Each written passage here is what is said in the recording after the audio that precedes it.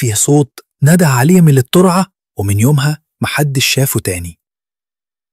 كان اسمه عم سيد، راجل فلاح بسيط من قرية في المنوفية. راجع من الغيط بعد المغرب والدنيا كانت ضلمة شوية، وهو ماشي جنب الترعة سمعها لأول مرة، صوت واحدة ست ناعم وهادي بتنادي باسمه: يا سيد يا سيد. بص حواليه، مفيش حد، بس الصوت رجع تاني أقرب المرة دي. هو اتحرك بس رجله اتقلت، كأن حد مسكه من تحت.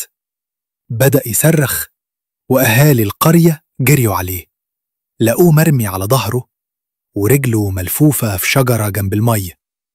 كان بيبص لهم بعين مرعوبة وبيقول وهو بيترعش: إن نداها كانت هتشدني، كنت خلاص رايح.